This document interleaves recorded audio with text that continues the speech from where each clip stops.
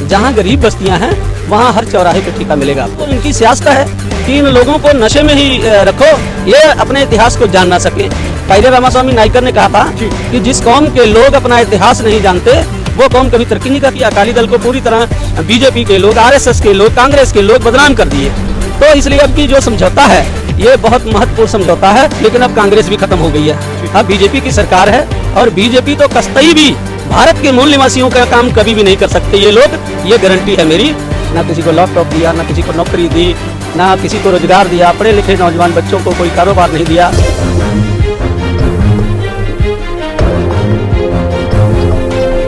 मेरे साथ यहाँ बसपा के कुछ पदाधिकारी यहाँ मौजूद है, तमाम वो लीडर मौजूद है, तमाम लोगों से मैंने बात की और कहीं ना कहीं चर्चा इस बात की भी है कि गठबंधन आ रहा है, गठबंधन की सरकार आ रही है। आप लोग किस प्रकार देख रहे हैं? सबसे पहले स्वागत है आपका मेरे साथ जुड़ने के लिए। क्या नाम है आपका? मेरा नाम रामानंद है, मास्टर रामानंद जी। कहाँ से सर आप? मैं लुधियाना से हूँ जी। सब लोग कह रहे हैं गठबंधन आ रहा है, आप लोग किस प्रकार देख रहे हैं इन चीजों को? बिल्कुल, गठबंधन पक्के तौर पर आ रहा है। पंजाब में सरकार बनने जा रही है, इसमें दो राय नहीं है। तमाम चीज़ों को सर हम लोग बारीकी से देख रहे थे। पंजाब में कहीं मुद्दे हैं, जिस तरह से हम लोगों ने देखा कि पंजाब में शिक्षा का एक मुद्दा है, युवाओं के साथ नशाखोरी का एक मुद्दा है। तमाम मुद्दों पर कहीं ना कहीं अन्य जो पार्टियां विफल हो गई। आप इसे किस प्रकार देख रहे हैं? देखिए जी, जो नशा है ये बसपा और अकाली दल की जो गठबंधन हुआ है जी, इसमें पहले तौर पर हम काम करने में विश्वास करते हैं बहुजन समाज पार्टी से।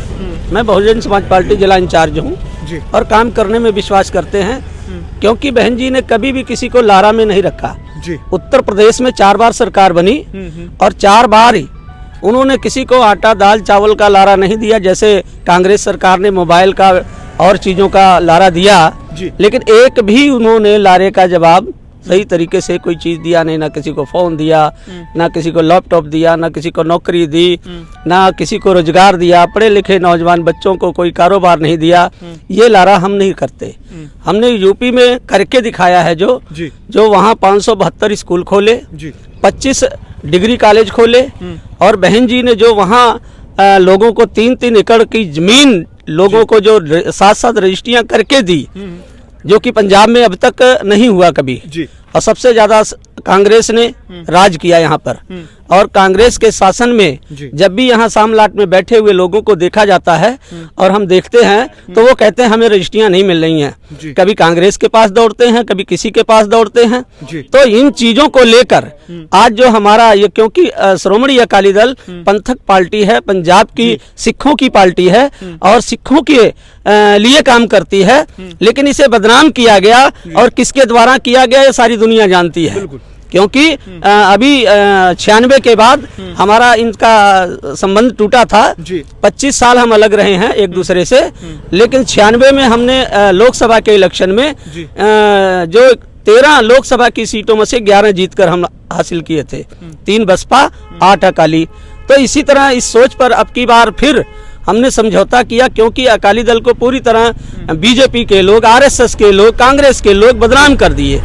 तो इसलिए अब की जो समझौता है ये बहुत महत्वपूर्ण समझौता है और समझौते की सरकार बनते ही जिन लोगों, जहाँ जहाँ हमारे लोग बैठे हैं सामलाट जगह में, पंचायती जगह में, उन्हें सबसे पहले उनको रजिस्ट्रियाँ दी जाएंगी, उनको उस मकान का मालिक बनाया जाएगा जो 40-40 साल से बैठे हैं। तो इन चीज़ों पर हम सोच रखते हैं, क्योंकि केंद्र की सरकार सर हर साल कहती है कि 2 करोड़ नौकरी दी जा रही है, लेकिन जिस तरह से हम लोग देख रहे हैं कि पंजाब की जो हालात है, बेरोजगारी का एक बहुत बड़ा मुद्दा है। आप इसे किस प्रकार देख रहे हैं? देखो जी, केंद्र में सरकार अभी उन्हीं लोगों की आई है जो लोग इस देश में 73 साल से राज कर रहे हैं। कभी कांग्रेस रही, कभी बीजेपी रही, पहले भी 2-1 पार्टियां रही, वो खत्म हो गई, लेकिन अब कांग्रेस भी खत्म हो गई है। अब बीजेपी की सरकार है और बीजेपी तो कतई भी भारत के मूल निवासियों का काम कभी भी नहीं कर सकते ये लोग, ये गारंटी है मेरी। और ये लोग खाली गुमराह करते हैं देश के लोगों को। ना ये लोग रोजगार दे सकते हैं और ना ये लोग गरीबों को नौकरी दे सकते हैं। ये पक्का मेरा फैसला, ये लोग नहीं कभी कुछ कर सकते बीजेपी के लोग। जैसे हमने सर देखा 96 का, आपने गठबंधन की बात करी, 96 में हमने देखा कि जब मान्यवर काशीराम साहब थे वो कहते थे, एक नारा देते थे कि एक सांपनाथ है, एक नागनाथ है, ये दोनों मिलकर कहीं ना कहीं बहुजन समाज को डसने का काम करेंगे समय समय पे। लेकिन अगर आपको जुड़ना है तो आप कहीं ना कहीं गठबंधन बसपा से जुड़े।